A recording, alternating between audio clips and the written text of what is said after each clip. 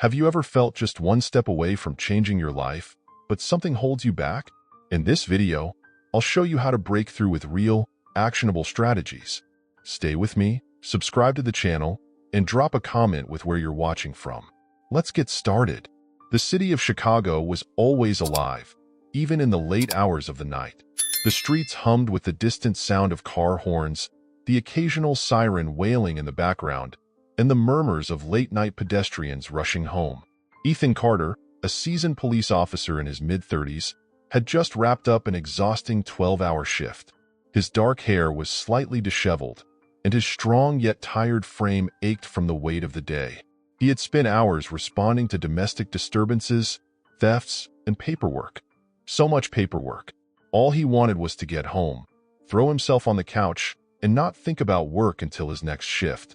But fate had different plans for him. As he stepped out of his patrol car and onto the damp pavement, he heard the soft patter of paws against the sidewalk behind him.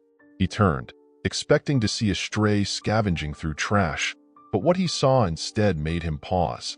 A small, filthy German Shepherd puppy stood a few feet away, its golden brown fur matted with dirt, its ribs faintly visible beneath its thin frame.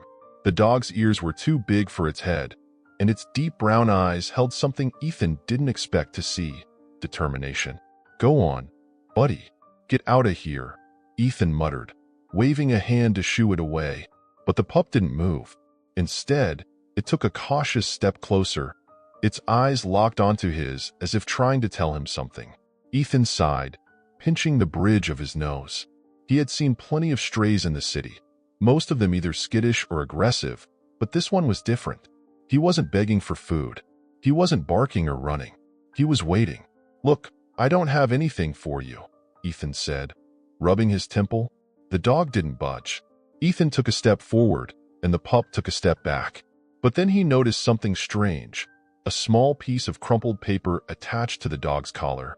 His heart skipped a beat. Strays didn't have notes attached to them. His instincts kicked in.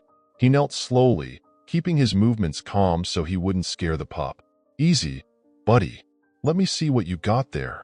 The dog hesitated for a moment before stepping forward, allowing Ethan to carefully untangle the damp, crumpled note from the collar. He unfolded it with care, his fingers already anticipating something serious. As he read the messy, childlike handwriting, a chill ran down his spine. "Please help. We're alone. Apartment 3B. The paper was stained and slightly smudged, but the desperation in those simple words was clear. Ethan felt a tightness in his chest. He looked back at the puppy, who was now sitting patiently, its tail still and eyes locked onto his face. "Shit," Ethan muttered under his breath. There was no hesitation now. He pulled out his radio and pressed the button. "Dispatch, this is Officer Carter. I need an address lookup for apartment 3B. Cross Streets, Ashland and 24th, possible child endangerment situation." The radio crackled. "Copy that, Carter. That's an old complex. No recent calls from there. Do you need backup?" Ethan glanced at the pup again, who, despite its fragile appearance, had led him straight to a cry for help. "Negative. I'll check it out first." Slipping the note into his pocket, Ethan crouched down to the pup's level. "You led me to this, huh?" He hesitated before carefully running a hand over the pup's dirty fur. The dog leaned into his touch. There was something about this animal, something resolute, almost like it understood the gravity of the situation. "All right, Max," Ethan said, naming him on the spot. "Let's go see who needs saving." The puppy's ears perked up, and for the first time, his tail wagged slightly. Ethan wasn't sure what he was walking into, but if a child was in danger, he wasn't about to waste another second. He quickly got into his patrol car, opening the passenger door. To his surprise, Max hopped in without hesitation, curling up on the seat as if he belonged there. Ethan turned the key in the ignition, the engine roaring to life as he sped towards apartment 3B, his mind racing with questions. Who wrote that note? How long had they been waiting for help? And just how much had this little dog already been through to get that message into the right hands? One thing was certain: this was no ordinary stray. The drive to apartment 3B felt longer than it should have. The cold Chicago air seeped through the slightly cracked window, but Ethan barely noticed. His mind was racing.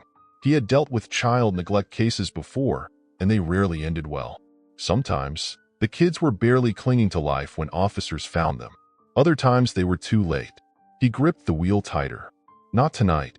Beside him, Max sat curled up on the passenger seat, his head resting on his small paws. But the moment the car turned onto the right street, the pup lifted his head, ears perked up as if he knew they were close. The apartment complex was exactly what Ethan expected. A rundown brick building, its windows covered in grime, the dim streetlights barely illuminating the cracked sidewalk. A broken security gate hung open, useless against anyone who wanted to get in. Ethan killed the engine, grabbed his flashlight, and glanced at Max. "You ready?" The puppy's tail gave a small wag, but his expression was serious. Ethan stepped out and clicked his radio. "Dispatch, I'm at the location. Apartment 3B. If I go silent for more than 5 minutes, send backup." "Copy that, Carter. Be careful." He approached the entrance, his boots echoing against the worn concrete steps. The smell of mildew and stale cigarette smoke filled the hallway. He counted the doors, 3A, 3B. Ethan knocked firmly. "Chicago PD. Open up." Silence. He knocked again, harder. "If anyone's inside, I need you to answer the door." Nothing. He glanced down at Max, who stood alert, eyes locked on the door. The pup knew something. Ethan exhaled and tried the knob. It turned easily, unlocked. That was never a good sign. Hand instinctively moving to his holster, he pushed the door open, stepping inside. The smell hit him first, a mix of sour milk, urine, and something deeper, something wrong. His stomach tightened. The apartment was dark, except for the faint glow of a streetlight leaking through the window. The furniture was scarce, just a stained couch, an old TV on the floor, and piles of dirty clothes and empty food containers stacked against the walls. Then he saw them. In the far corner, a small boy, no older than 8, stood protectively in front of a crib.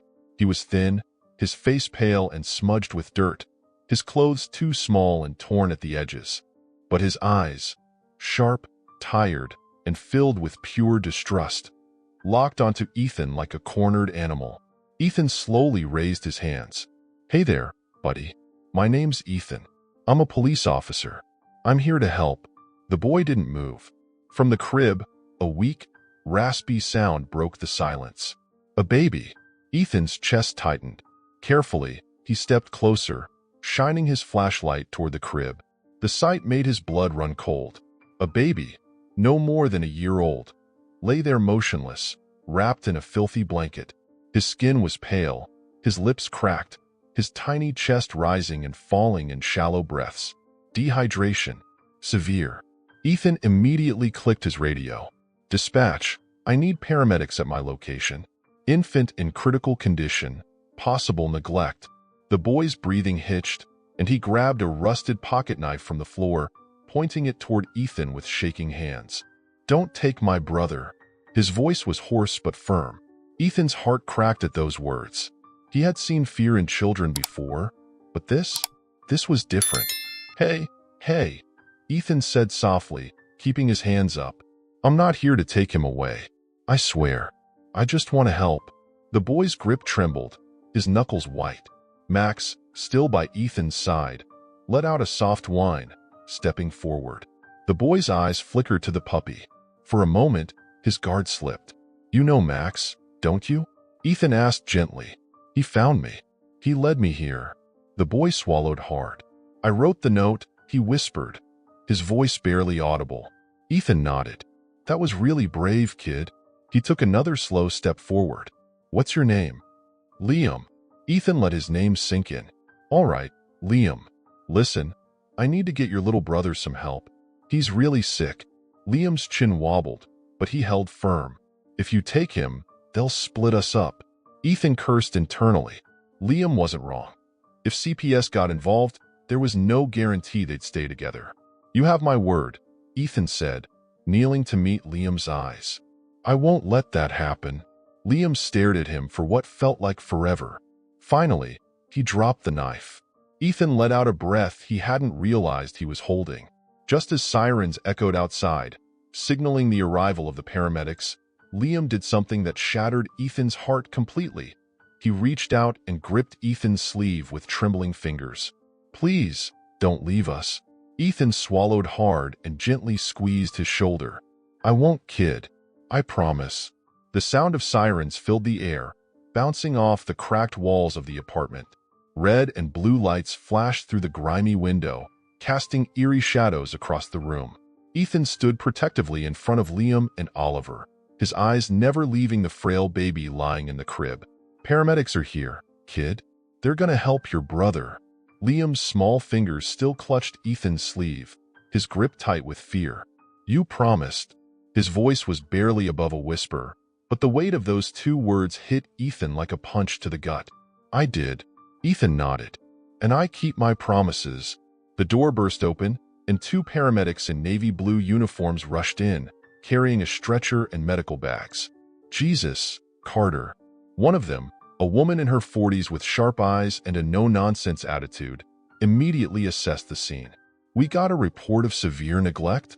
"Yeah," Ethan said, stepping aside. "Baby's in bad shape, dehydration, possible malnutrition." The second paramedic, a younger man, quickly knelt beside the crib, placing two fingers on Oliver's tiny wrist. His expression darkened. "Pulse is weak. We need to move fast." As they carefully lifted the baby, Liam tensed beside Ethan, his entire body trembling. "No!" he shouted, panic rising in his voice. "Don't take him away." Ethan immediately crouched down, gripping Liam's small shoulders. "Liam, listen to me. Your brother needs help.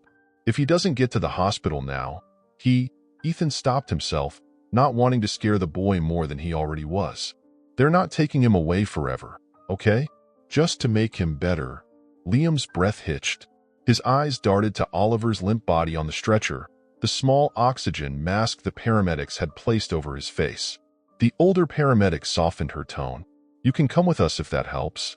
Ride in the ambulance. That way, you'll see he's safe." Liam looked at Ethan, then at Max, who had positioned himself protectively at Liam's side, as if sensing the boy's struggle. Finally, after what felt like an eternity, Liam nodded slowly. Ethan exhaled. "All right, let's go." The ambulance ride. Ethan sat inside the cramped ambulance, watching as the paramedics worked swiftly, placing in 4-line in Oliver's tiny arm. The monitors beeped steadily, but the sight of the baby's frail body made Ethan's stomach turn. Liam sat beside him, silent, staring at Oliver but not really seeing him. His small hands were balled into tight fists in his lap. Ethan leaned in. "You okay, kid?" Liam didn't look at him. "She left us." Ethan frowned. "Who?" Liam swallowed hard. "Mom."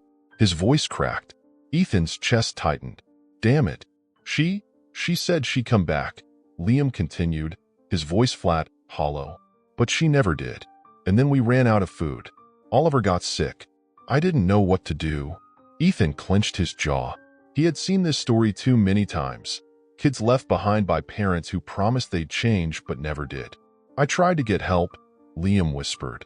"I really did." "You did the right thing, Liam," Ethan said firmly. "That note you wrote? That saved Oliver's life." Liam finally turned his head, looking at Ethan with wide, searching eyes.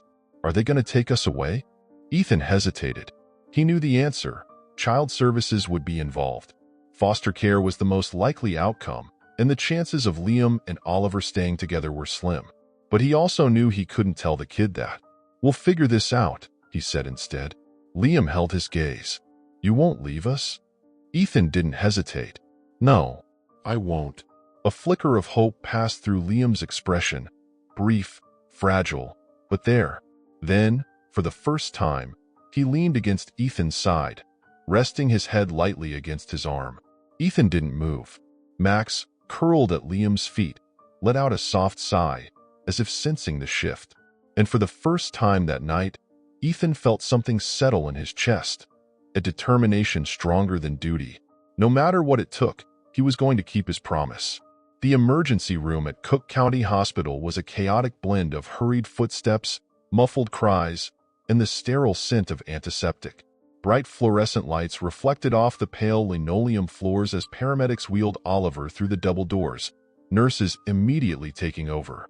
Ethan followed closely, his eyes never leaving Liam, who clutched Max's fur tightly, the pup standing by his side like a silent guardian.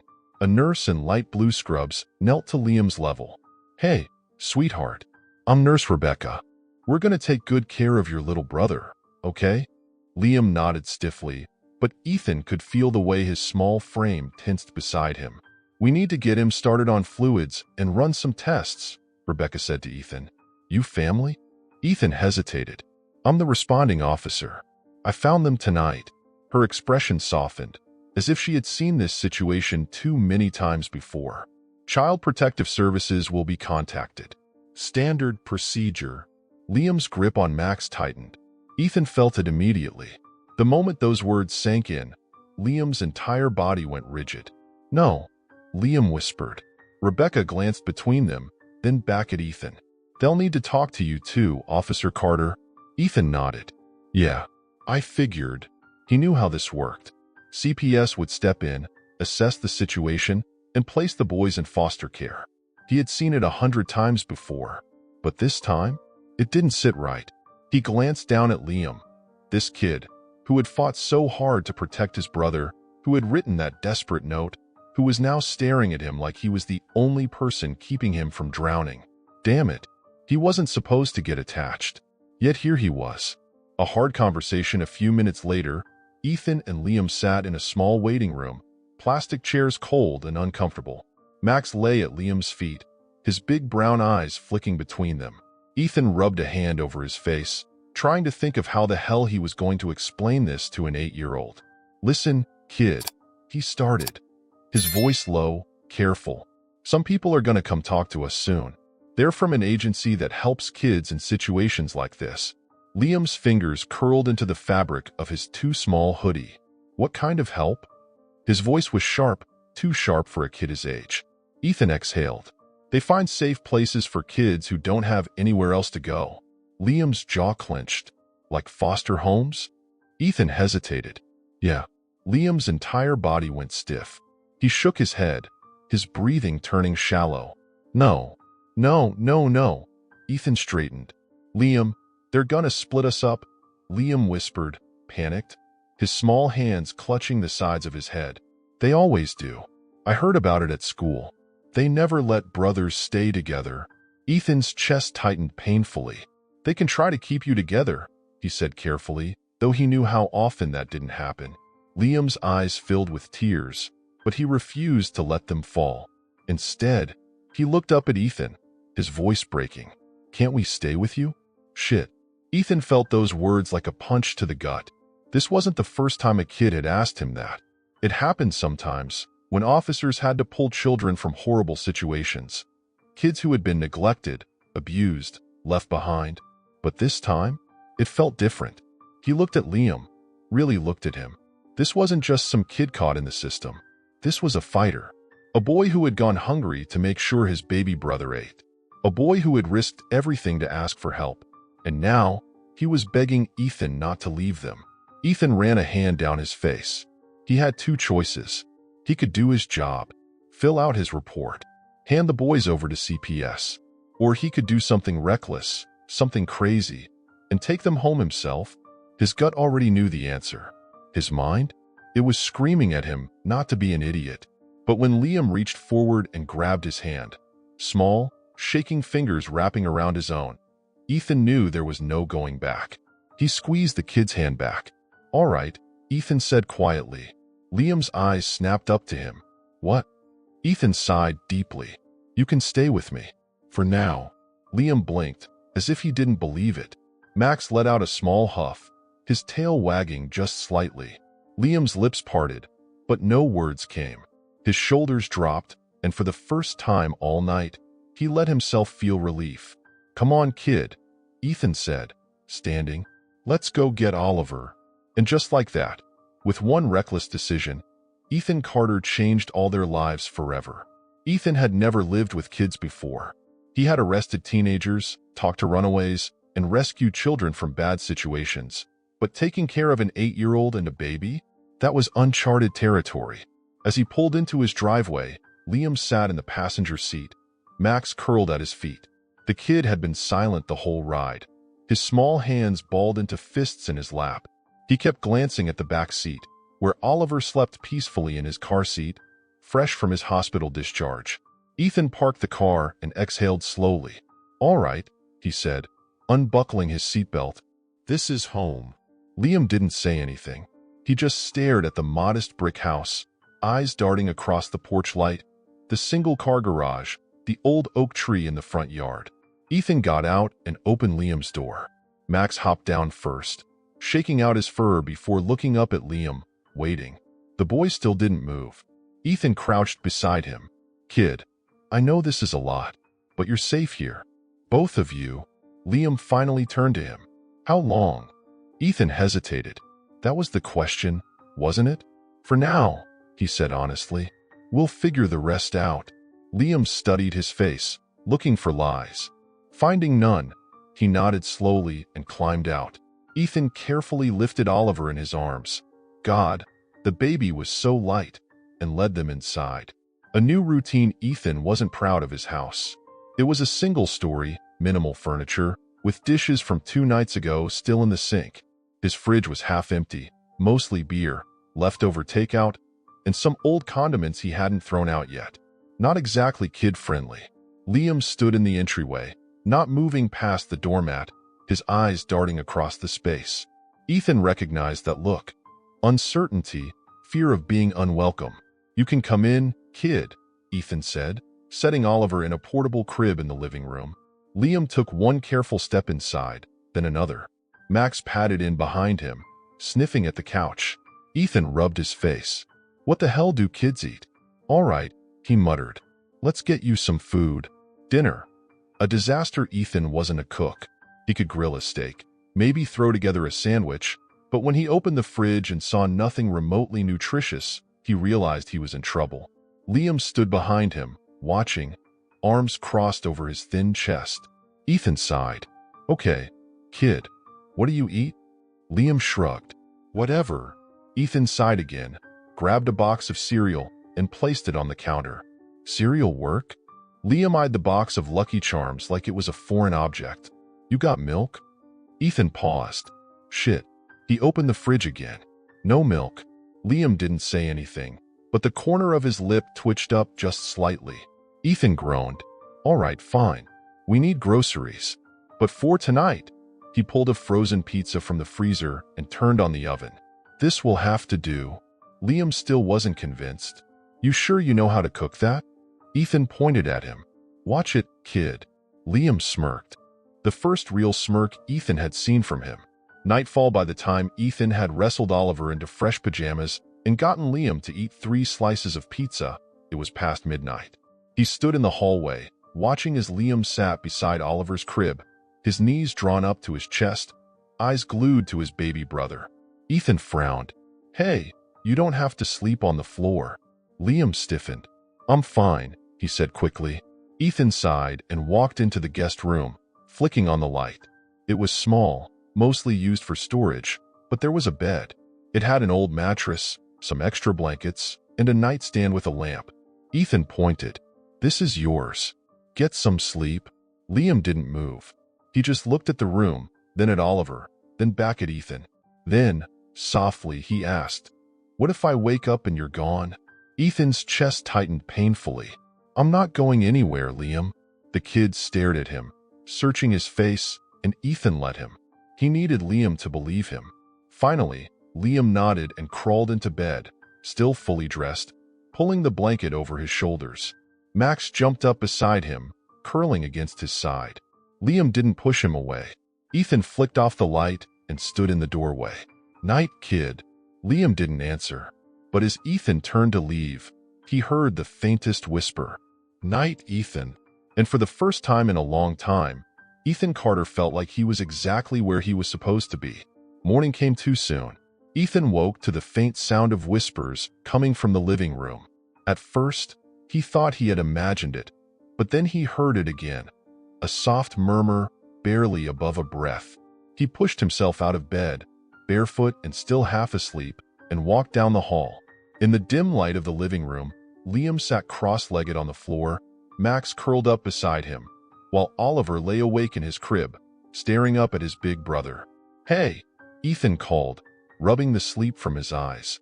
Liam's head snapped up, his face flushed, like he had been caught doing something wrong. "What are you doing up?" Ethan asked. Liam shrugged, looking down at his hands. Oliver wakes up early. Ethan checked his watch. 5:42 a.m. Jesus. He sighed. "All right, kid. Let's get some breakfast." The school decision an hour later. Ethan stood in the kitchen, sipping burnt coffee, while Liam methodically fed Oliver mashed up bananas in his high chair. Ethan watched them closely. Liam's hands were steady as he handled the spoon, his expression serious, focused. Like this was his job, and maybe, for a long time, it had been. Ethan cleared his throat. "So, you ever been to school?" Liam's hand paused mid-air, spoon hovering over Oliver's mouth. "Yeah." His voice was careful. "When Mom was still around." Ethan set his mug down. "That was a while ago, huh?" Liam nodded slowly, not meeting his eyes. Ethan exhaled. "All right. You're starting back today." Liam's head snapped up. "What?" "You heard me." Liam shook his head instantly. "No, I can't." "Why not?" Liam looked at Oliver, then back at Ethan. "Because someone has to take care of him." Ethan leaned forward, resting his arms on the table. "That's not your job, kid." Liam's jaw clenched. "It was before." Ethan felt that. He exhaled. "Listen, I get it. You've been the one looking out for him. But you don't have to do this alone anymore. I'll take care of Oliver while you're at school." Liam still looked uncertain. "What if he needs me?" he asked. Ethan's voice softened. "Then I'll call you." Liam swallowed hard, staring at his lap. Then, finally, reluctantly, he nodded. The first day getting Liam dressed for school was an ordeal. Ethan had gone out early to grab some clothes for him. Basic jeans, hoodies, sneakers, nothing fancy, but better than the threadbare clothes he had been wearing before. But when Ethan handed Liam a new hoodie, the kid just stared at it. "What?" Ethan asked. Liam hesitated, rubbing the fabric between his fingers. "It's clean." Ethan frowned. "Yeah? And?" Liam just shrugged, but Ethan caught the emotion behind it. Kid wasn't used to new things. Ethan swallowed the lump in his throat. "All right, let's go." At the school entrance, the elementary school was just a few blocks away. Ethan pulled up to the curb, watching as groups of kids laughed and ran through the gates, their parents dropping them off with quick hugs and rushed goodbyes.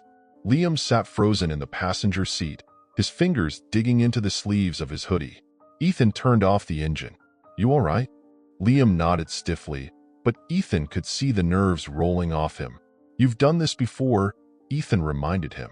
"Not for a long time," Liam muttered. Ethan took a breath. "Look, kid, you don't have to make friends today. You don't have to do anything except show up. Just get through the day. That's it." Liam bit his lip, staring at the school like it was a prison gate. Then, slowly, he unbuckled his seatbelt. Ethan patted his shoulder once. "I'll be here at 3. "Okay." Liam hesitated. Then he nodded once and got out. Ethan watched him go. Small, shoulders tense, walking alone into a sea of kids who had no idea what he'd been through. Something about that made Ethan's chest ache. He drummed his fingers on the steering wheel. He hated this. And for the first time, he wondered, was this what being a parent felt like? Ethan spent the entire day thinking about Liam. He had told himself it was just temporary, that he was helping out until a more permanent solution came along. But something about dropping Liam off and watching him walk alone into that school didn't sit right. He wasn't sure what bothered him more, the fact that Liam had looked so damn small in that crowd, or the fact that he had never once looked back. Still, Ethan forced himself to focus on work. He had a stack of paperwork waiting for him at the precinct, and Oliver was with a trusted daycare he had arranged that morning. But then, at 1:45 p.m., his phone rang. "Carter," he answered. "Officer Carter?" A woman's voice, tight, professional. "Speaking. This is Principal Martinez from Lincoln Elementary. We need you to come down to the school. There's been an incident involving Liam." Ethan stiffened. "What kind of incident?" A pause. Then, carefully, Liam was involved in a fight. Ethan cursed under his breath. I'm on my way. At the principal's office, Ethan stormed through the school doors, his badge flashing briefly as he passed the front desk lady, who looked too nervous to stop him. A minute later, he was inside the principal's office, where Liam sat in a plastic chair, arms crossed over his chest, a fresh bruise blooming on his cheekbone. Ethan's gut tightened.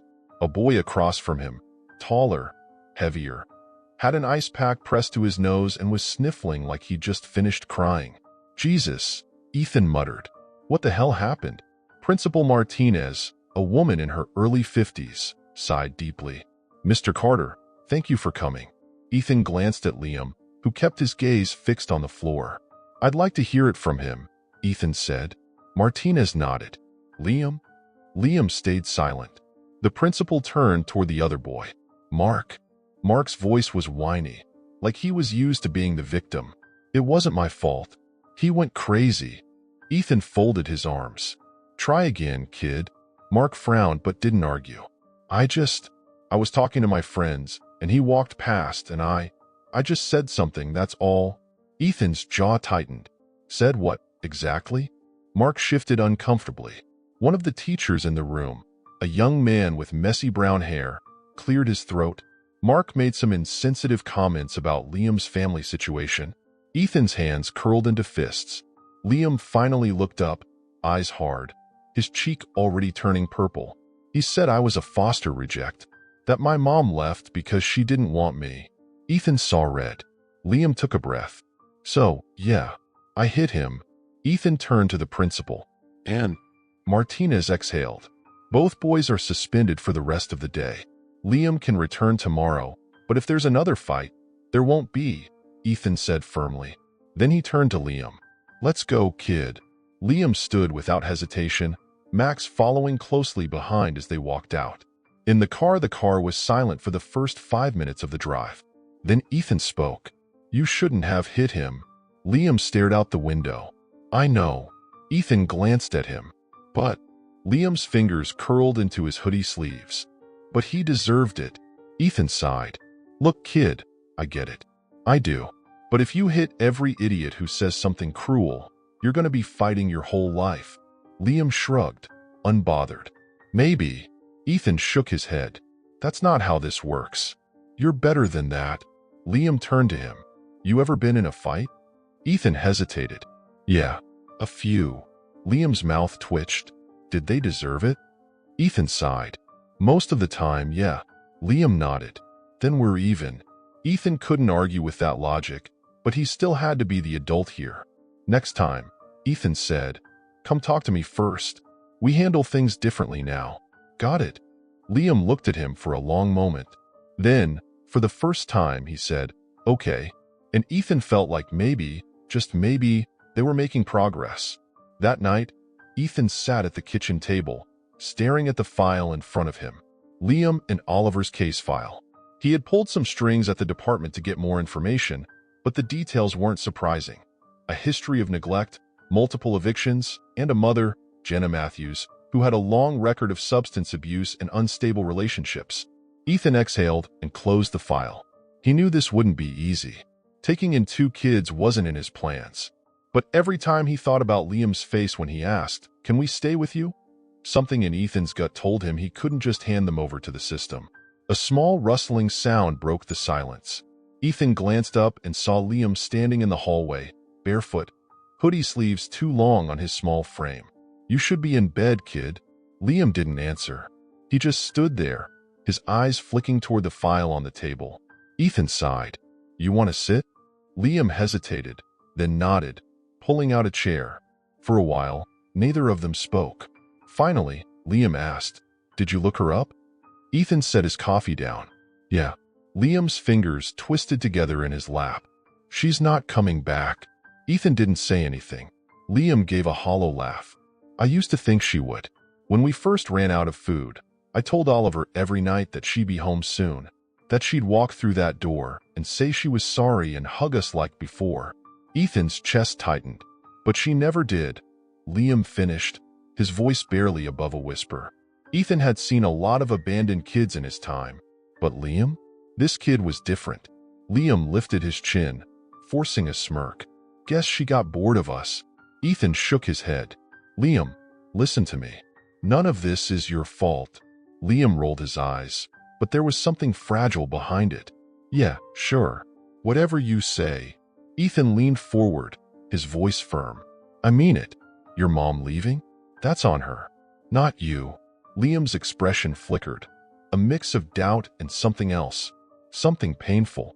Ethan sighed, running a hand through his hair. I know you don't believe me now, but one day you will. Liam stared at him for a long moment. Then, finally, he nodded. Go get some sleep, kid. Liam pushed himself up from the chair, but before he left the kitchen, he paused. Thanks, he mumbled. Ethan pretended not to hear him, but he felt the warmth in his chest anyway. The unexpected visitor the next morning, Ethan was in the middle of making a sad attempt at pancakes when there was a sharp knock on the door. Max perked up instantly, his ears twitching.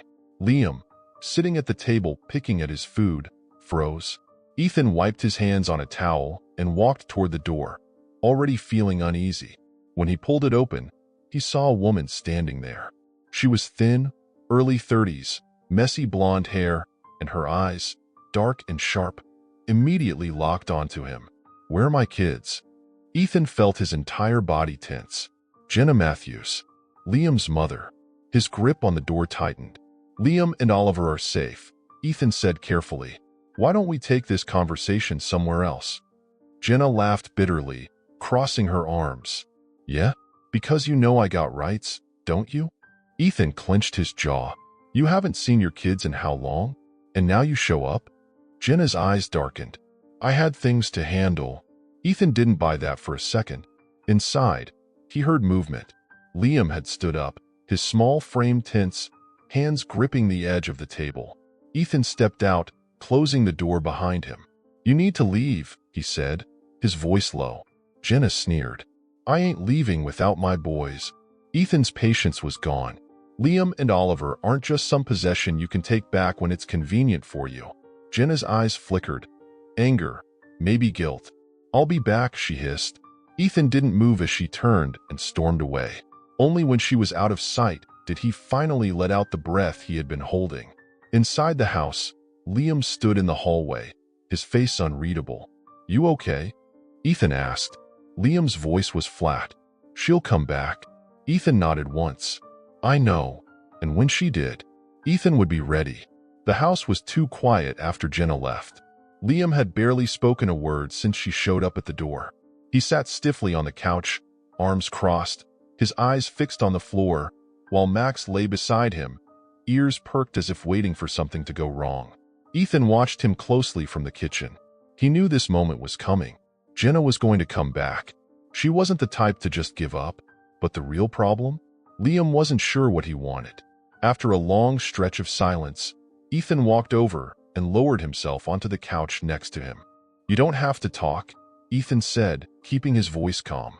But I know you're thinking about it. Liam's fingers twitched against his hoodie sleeve, but he didn't look up. Ethan sighed. You want to tell me what's going on in that head of yours? For a moment, he thought Liam was going to stay silent. But then, barely above a whisper, Liam said, She always says the right things. Ethan frowned. What do you mean? Liam lifted his head, his expression hard. Every time she came back, she'd say she was gonna change, that things would be better, and I believed her. Every time. Ethan leaned forward, resting his elbows on his knees. What about now? Liam swallowed. I don't know. And that was the hardest thing to hear. Ethan rubbed a hand over his face. He had seen kids go back to bad parents too many times, not because they wanted to, but because it was all they knew. I can't tell you what to do, kid, Ethan said finally, but I can tell you this. You don't owe her anything. Liam's jaw tightened. She's my mom. Yeah, Ethan agreed. But a real parent doesn't leave their kid to starve in an apartment for weeks. Liam flinched. Ethan softened his tone. Look, I'm not saying you have to hate her or forget her, but you get to decide who's in your life. And if she really wants to be your mom again, she's gonna have to prove it. Liam didn't say anything, but for the first time, he didn't defend her either. And that was progress. The meeting with CPS the next day, Ethan had no choice. He had to sit down with Child Protective Services.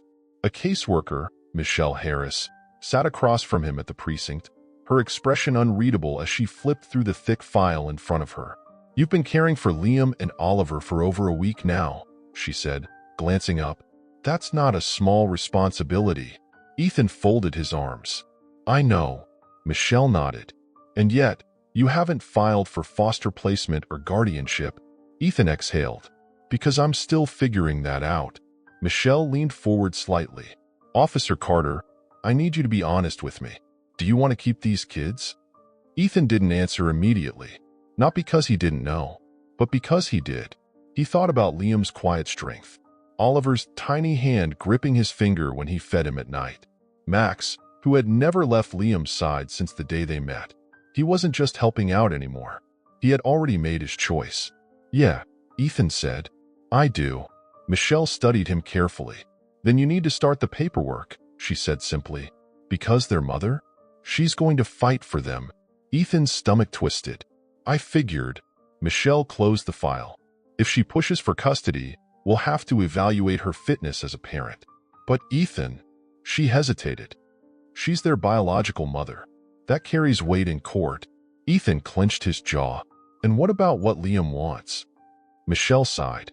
"It matters. But it's not always enough." Ethan exhaled slowly. He wasn't just fighting Jenna now. He was fighting the system. And if he wanted to keep Liam and Oliver, he had to be ready to fight like hell. Liam's choice that night, Ethan sat on the porch, staring at the sky. It had been a long day. Liam stepped outside, quiet as always, Max following at his heels. Ethan glanced at him. "Couldn't sleep?" Liam shrugged, then hesitated. "You really want to keep us?" Liam asked, his voice almost too small for someone who had fought so hard his whole life. Ethan didn't even hesitate. "Yeah, kid, I do." Liam looked down at Max, scratching behind his ears. "Even if she tries to take us back?" Ethan's chest tightened. "Especially then." Liam took a deep breath, then nodded to himself, like he had finally decided something. "Then I'll fight too," he said. Ethan smiled just a little. "Good," he said, "because I don't plan on losing." And for the first time, Liam looked like he actually believed him. Ethan had been in plenty of high-stakes situations before. Kicked down doors in drug busts, chased suspects through the streets of Chicago, even taken a bullet once in the line of duty. But standing in a courtroom, waiting to hear a judge decide the fate of two kids who had become his entire world, that was a whole different level of terror. Liam sat beside him, legs bouncing slightly, his small fingers clutching Max's collar. Oliver sat in a baby carrier, oblivious to the weight of the moment. Across the aisle, Jenna sat stiffly, her lawyer whispering something to her. She looked cleaner than before, wearing a borrowed blazer, her hair neatly pulled back, but her eyes were the same. Cold, calculating. The judge, a middle-aged woman with tired eyes, flipped through the case file before glancing up. "We're here today to determine the custodial rights of Jenna Matthews over her children, Liam and Oliver Matthews, and to evaluate the petition for guardianship filed by Officer Ethan Carter." Ethan straightened. This was it. Jenna's lawyer stood first. A corporate-type guy, all sharp suits and slicked-back hair. "Your Honor, my client acknowledges past mistakes, but she has made significant strides in rehabilitation and is prepared to provide a stable home for her children." Ethan forced himself to stay quiet. The judge nodded. "And Officer Carter?" Ethan stood. "I've been taking care of Liam and Oliver for weeks now. I didn't plan this, but I can't imagine my life without them anymore. They deserve stability. They deserve someone who puts them first." Jenna's lawyer scoffed. "With all due respect, Your Honor, Officer Carter is a single man with a dangerous job. Hardly the ideal parental figure." Ethan gritted his teeth. Before he could respond, Liam stood up. All eyes turned to him. "Judge," Liam said, voice steady, but his hands gripping his hoodie tightly, "I don't want to live with her." A murmur went through the courtroom. The judge raised an eyebrow. "Liam, she left us," Liam said firmly. "She always leaves. She's not here because she loves us. She's here because she doesn't want to look bad." Jenna's face darkened. "Liam," she snapped. That's not fair. You don't get to talk. Liam cut her off. His voice didn't shake once. The room fell silent. Ethan felt his throat tighten. The judge studied Liam for a long moment before finally sighing. I've heard enough. In light of Liam's testimony, and after reviewing all evidence, I find that reunification with Ms. Matthews is not in the best interest of the children. Ethan's heart pounded. The judge turned to him. Officer Carter, are you fully prepared to take legal responsibility for both Liam and Oliver? Ethan didn't even have to think. Yes, absolutely. The judge nodded once. Then guardianship is granted to Ethan Carter, effective immediately. Jenna let out a furious sound, but Liam didn't even look at her. Instead, he turned to Ethan, and for the first time, his expression softened completely. You mean it? Liam asked, voice barely above a whisper. Ethan smiled. Yeah, kid, you're stuck with me now. And just like that, Liam launched himself into Ethan's arms, holding on like he finally had something real to hold on to. Max barked excitedly beside them, tail wagging furiously. Ethan tightened his grip around Liam and Oliver. They weren't just temporary anymore. They were family. Leave a like, subscribe to the channel, turn on notifications, and if you've watched this far, comment, I watched until the end, and share your thoughts on this story. Oh, and don't forget to watch the next video on the end screen. It's really exciting.